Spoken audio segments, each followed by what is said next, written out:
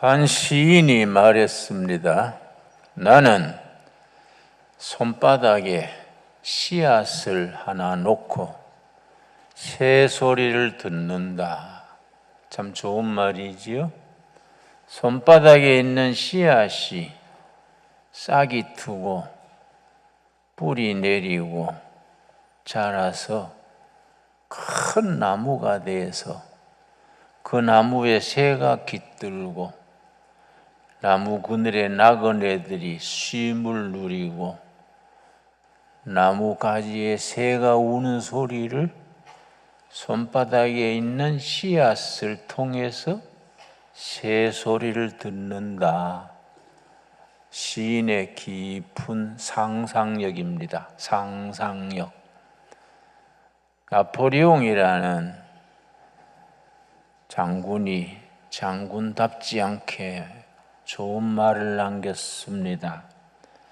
인류의 미래는 인간의 상상력과 비전에 달려 있다.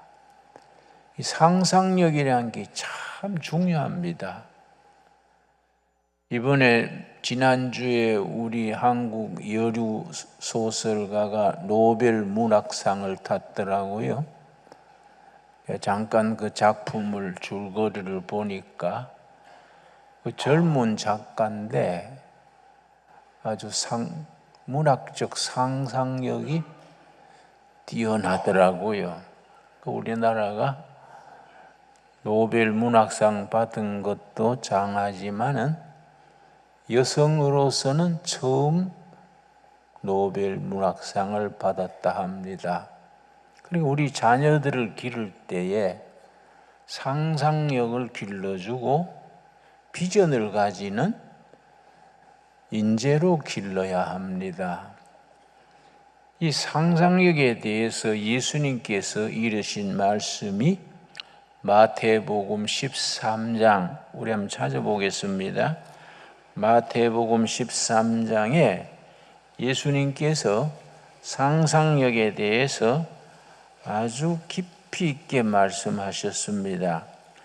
마태복음 13장을 천국 비유장이라 그렇게 부릅니다. 마태복음 13장에 7가지 천국에 대한 비유가 등장하는데, 그래서 천국 비유장이라고 하는데, 하나하나가 영적 상상력이 넘치는 내용입니다. 13장 31절 말씀, 나는 우리 신강두르게 성도들이 성경을 읽을 때에 대충 읽지 말고 수박 거달기로 듬성듬성 그래 읽지 말고 영적 상상력을 발휘해서 깊이 있게 읽을 수 있기를 바랍니다. 마태복음 13장 31절, 또 비유를 들어 이르시되 천국은 마치 사람이 자기 밭에 갖다 심은 겨자씨 한 날과 같다. 겨자씨는 씨 중에 작은 씨입니다. 그런데 그 당시에 유대인들의 생각, 바리새인, 제사장들, 유대 지도자들의 생각과 예수님의 생각은 발상이 다릅니다. 생각하는 차원이 다릅니다. 유대인들은 어떻게 생각했느냐 하면은 바리새인, 제사장, 이 사람들은 천국을 생각할 때에 큰 나무로 생각했습니다. 큰 나무.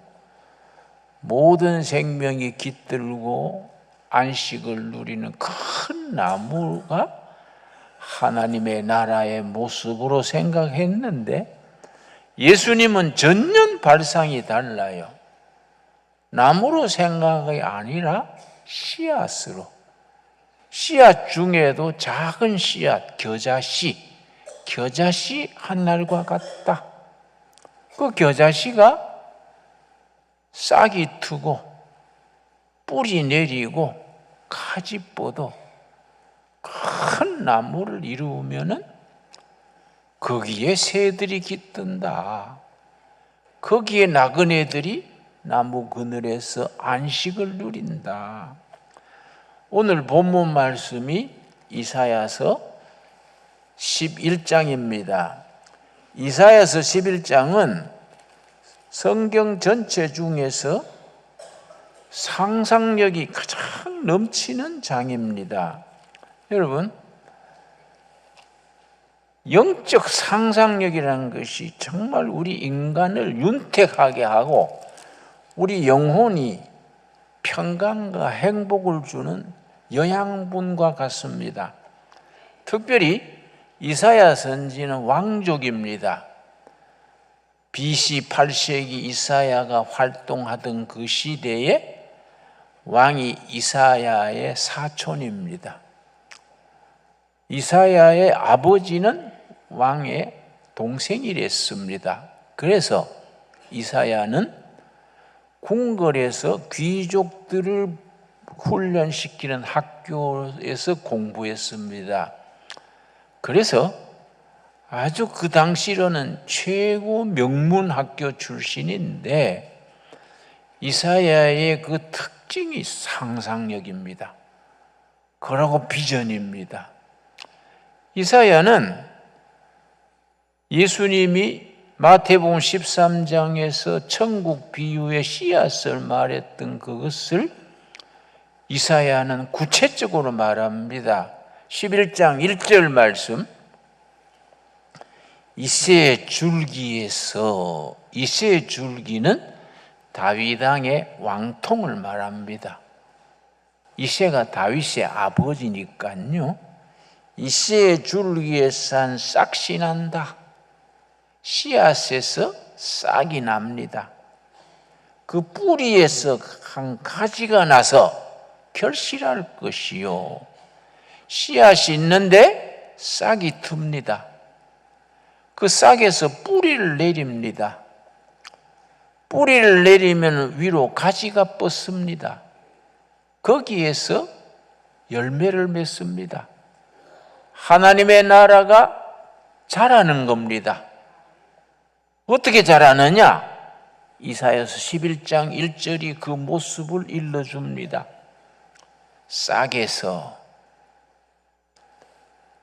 뿌리 내린다. 뿌리에서 가지가 뻗는다. 그 가지에서 열매를 맺는다. 그 나무에서 새가 깃들고 나그네들이 안식을 누린다. 이사야서 11장은 상상력의 엑기스입니다. 오늘 읽은 본문 말씀 6절 말씀, 이사야서 11장 6절 말씀, 그때에 이리가 어린 양과 함께 살며 표범이 어린 염소와 함께 누우며 송아지와 어린 사자와 살찐 짐승이 함께 있어 어린아이에게 끌리며, 우리말로 바꿔 읽으면 어떻게 됩니까? 그날에 멀지 않는 어느 날, 미래에 닥쳐올 어느 날, 그 영어에서는 지난날 어느 날 쓸 때는 one day, 미래의 어느 날 쓸 때는 someday, 그 단어를 구별했습니다. 이 말씀은 someday, 다가오는 어느 날 임용군과 국군이 같이 파티를 열고 임용군과 국군이 장기를 뜨고 북한 어린이와 남한 어린이가 같이 노래를 부르고 평양, 서울 청년들이 서로 축구 시합을 같이 하고, 우리가 그렇게 읽을 수 있어야 되지요. 그래서 이사야서 11장이 아주 상상력이 넘치는 장인데 본문 특별히 9절입니다. 9절. 내 거룩한 산 모든 곳에서 해됨도 없고 상함도 없을 것이니 이는 물이 바다를 덮음같이 여호와를 아는 지식이 세상에 충만할 것임이니라. 물이 바다를 덮는 것 같이 여호와를 아는 지식, 위대한 하나님의 말씀의 지식이 온 나라에 차고 넘치는 시대, 그걸 성서한국 시대라고 말합니다. 제주도 한라산에서 백두산 골짜기까지 여호와를 아는 지식이 차고 넘치는 시대, 성서한국의 시대. 모름지기 우리 신강두레교회 성도들, 나아가 한국교회 성도들은 이사야서 11장 9절 말씀을 우리 기도 제목으로 삼아야 되고, 우리가 신앙생활의 마지막 비전으로 삼아야 되지요. 상상력에 대해서 여러분, 이스라엘의 초대 수상이 벤구리온입니다. 우리나라 건국이 1948년 8월 15일 건국됐지요. 딱 석 달 전에 1948년 5월 14일 날 이스라엘이 건국됐습니다. 그때 초대 수상이 벤구리온이요. 벤구리온이 이스라엘 건국을 선포하면서 아모스서 끝장 끝절 말씀을 건국사로 읽었어요. 그래서 대한민국은 건설을 세울 때에 이승만 대통령이 기도하고 나라를 세웠습니다.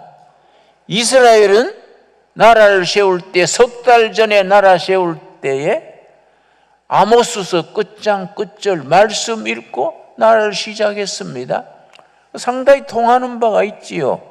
그런데 벤구리온 수상이 수상직을 물러날 때에 10시경에 수상 이임식을 하고 새 수상이 들어오는 식을 마친 뒤에 점심 식사하고 벤구리온 수상이 1톤짜리 추럭에 농구 괭이 삽 농구개를 싣고 사막으로 들어갔어요. 신문 기자들이 물었습니다. 수상님, 수상직 마치는 날 웬 추럭을 몰고 농기구를 싣고 어디로 가십니까? 사막으로 가지. 사막에 왜 갑니까? 그러니까 이 지도자예요, 지도자. 이스라엘의 미래는 사막 경영에 있다. 이스라엘은 사막을 어떻게 경영하느냐가 민족의 미래다. 벤구리온의 말입니다. 그런데 벤구리온의 제자 중에 시몬 펠레스가 있어요. 벤구리온이 초대 수상할 때 25살 청년으로 비서관을 했어요. 시몬 펠레스가 대단한 인물입니다. 그 사람이 93세에 쓴 책이 있습니다. 세계적인 베스트셀러지요. 우리말로 작은 꿈을 위한 방은 없다. 영어로는 No room for the small dream. 작은 꿈이 설 방이 없다. 꿈을 크게 그려야 크게 이루어진다는 거예요. 작은 꿈에는 설 자리가 없다. 그 책에 시몬 페레스가 서두에 뭘 썼냐면은 기억의 반대말이 뭐이냐? 여러분, 기억의 반대말이 뭘까요? 내가 우리 학생들한테 물으니까 망각이에요. 그 책에 썼어요. 망각이 아니다. 상상이다, 상상. 어떻게 기억의 반대가 상상입니까? 그러니까 기억은 지나간 날을 돌이키는 것이 기억이고, 상상은 앞으로 다가올 일을 꿈꾸는 것이 상상이다. 그러니까 기억의 반대는 망각, 잊어버리는 게 아니고 상상, 내일에 대한 꿈꾸는 것이 기억의 반대말이다. 그 시몬 페레스가 나중 수상이 돼가지고 청년들에게, 이스라엘 청년들이요, 상상을 가지십시오. 상상력. 이스라엘 청년들은 세 가지를 상상해야 됩니다. 깊은 바다, 높은 우주, 그리고 신비한 생명을 상상해야 이 사막 땅에서 나라의 미래가 있다. 그래서 지금 이스라엘이 생명공학, 생명산업의 세계 1등입니다. 생명공학으로 그걸 발전시켜서 엄청난 외화를 버는 거지요. 우리 교회는 왜 힘이 있느냐? 복음이 왜 힘이 있습니까? 성경 말씀은 상상력에 액기쓰고 젊은이들에게 늙은이들에게 상상력을 주고 비전을 주는 겁니다. 그런 영적 상상력과 비전, 그 비전이 어디서 옵니까? 어디서 얻어집니까?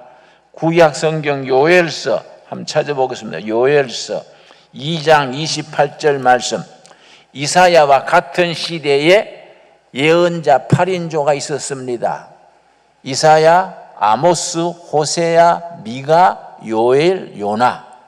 BC 8세기 이스라엘 나라가 아시리아에 멸망당하기 직전 온 나라가 쑥대밭이요. 백성들은 한숨에 잠들고 한숨에 깨어나는 시대야. 그때에 하나님의 사람 요엘이 뭔 얘기를 하느냐? 요엘 2장 28절 말씀. 나라와 백성들이 절망적인 시기에 누구도 희망을 말하지 않을 때에 하나님의 사람은 미래의 희망을 선포하는 겁니다. 영적 상상력을 가지고 요엘서 2장 28절 말씀. 그 후에 내가 내 영을 만민에게 부어주리니 세상 끝날에 하나님의 영 성령을 만민에게 부어준다.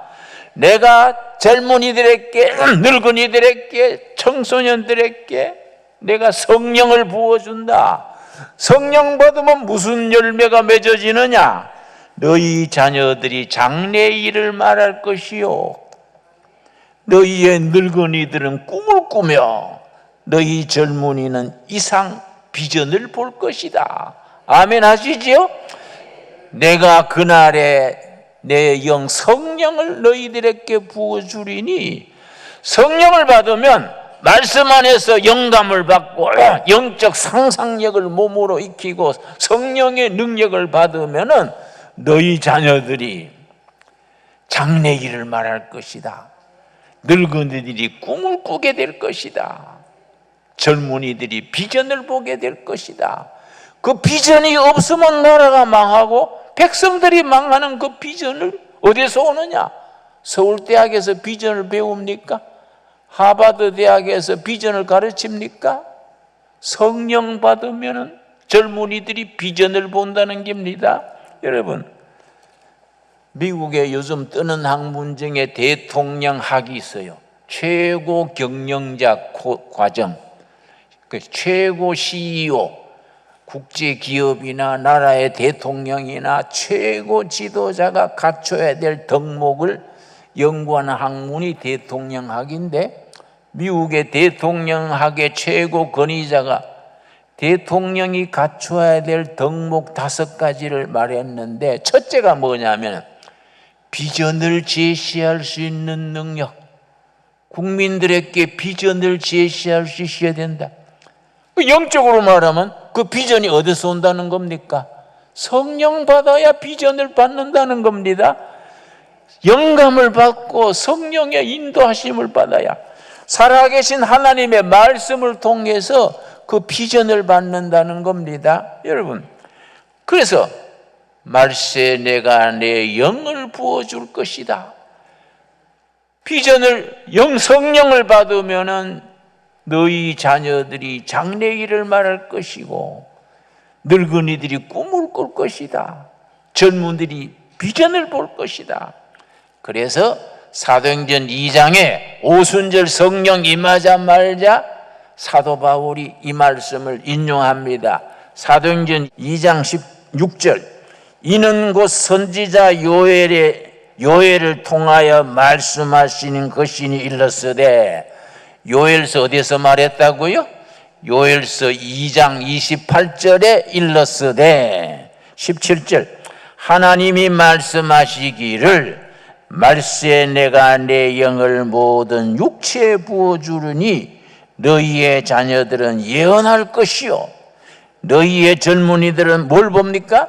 환상 비전을 볼 것이요 너희의 늙은이들은 꿈을 꾸리라. 여러분, 오순절 성령 역사가 임하자마자 성령께서 베드로를 통해서 옛날 800년 전에 요엘 선지를 통해서 하신 말씀이 뭐이냐? 말세에 내 영을 부어주리니 너희 자녀들이 예언할 것이고 늙은이들이 꿈을 꿀 것이고 젊은이들이 비전을 볼 것이다. 위대한 말씀이지요. 여러분, 장래일을 말한다, 예언을 한다, 뜻을 잘 알아야 됩니다. 길 없는 시대에 길을 찾아서 국민들에게 알려주는 것이 예언이요. 정치가 길이 없고 통일이 길이 없고 경제가 길이 없을 때에 이게 길이다, 이걸 성령의 감동으로 그걸 선포하는 것이 예언이요. 늙은이가 돼가지고 기침이나 하고, 그래서 내가 기침이나 하네. 콜록콜록 할 게 아니고 늙은이 행세할 게 아니고 꿈을 꿔야 돼. 늙은이가 꿈을 꿔야 돼.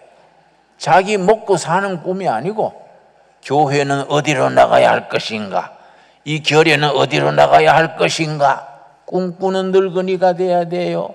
여러분, 우리가 성령 받은 사람들이 그런 비전을 가지고 꿈을 가지고 시대를 먼저 보고 예언하는 선포를 해야 돼. 여러분, 그게 무슨 능력입니까? 어디서 그런 능력이 옵니까? 사도행전 3장 보겠습니다. 사도행전 3장 1절 말씀. 그런 능력을 우리는 확신해야 돼요. 여러분, 우리는 복음이 가지는 능력, 하나님의 말씀의 파워를 우리가 가슴으로 깨달아야 합니다. 사도행전 3장 1절 제9시 기도 시간에 베드로와 요한이 성전에 올라갈 새 나면서 못 걷게 된 이를 사람들이 메고 오니, 베드로와 요한이 오순절 성령 받아가지고 예루살렘시에서 노방전도 하다가 기도 시간에 제9시는 오후 3시쯤 됩니다. 기도하러 갔는데 성전 문 앞에 나면서 앉은 베이 선성 장애자가 앉아서 구걸했어요. 한 푼 주십시오, 한 푼 주십시오 그랬는데 3절 말씀, 그가 베드로와 요한이 성전에 들어가려 함을 보고 구걸하거늘 베드로가 요한과 더불어 주목하여 이르되 우리를 보라. 베드로가 그 나면서 앉은 베이 보고 딱 필이 꽂혔어. 딱 영감이 온 거지요. 그래서 그 앉은 베이에게 나를 보시오. 그분이 그 앉은 베이가 돈 한 푼 줄란가 해서 쳐다봤겠지요. 베드로가 뭘 줬습니까? 6절이죠. 6절. 지금 한국교회는, 신강들의 교회는 사도행전 3장 6절을 줄 수 있어야 돼. 3장 6절. 이 백성들에게 필요한 것은 베드로, 사도행전 3장 6절에 베드로가 줬던 그거요. 6절에 뭐라 그랬습니까? 베드로가 이르되 은과 금은 내게 없거니와. 옳은 말이지요. 은과 금은 내게 없거니와. 교회가 돈 자랑하는 데가 아니지요. 교회가 은행이 아니지요. 구제도 하고 뭐 여러 사업을 해야 되지만은 돈 가지고 백성들 나눠주는 교회는 아니지 않습니까? 은과 금은 우리에게 없거니와. 베드로 때로부터 지금까지 우리가 가진 건 뭡니까? 예수님 오실 때까지 우리가 가진 게 뭡니까? 곧 내게 있는 것으로 드립니다. 은과 금은 내게 없거니와. 우리 교회에 있는 것으로 드립니다. 나사렛 예수 그리스도의 이름으로 일어나 걸어라 하고 손을 잡아 일으키니 발과 발목에 힘을 얻고 뛰어서서 걸으며 하나님을 찬미했다 그랬습니다. 이런 역사가 지금 우리 땅에 일어나야 되지 않겠습니까? 이런 역사가 되풀이 일어나는 우리 신광재단, 이 살아있는 재단이 되어질 수 있기 바랍니다. 그 말씀으로 예수 그리스도의 이름으로 젊은이들에게 비전을 주고 늙은이가 꿈을 꾸고 우리 자녀들이 예언하게 되는 역사, 이 나라의 희망이고 우리 세계의 희망이고 우리 한국의 장래가 아니겠습니까? 이 말씀을 우리가 아멘으로 받을 수 있게 되기 바랍니다. 기도하겠습니다.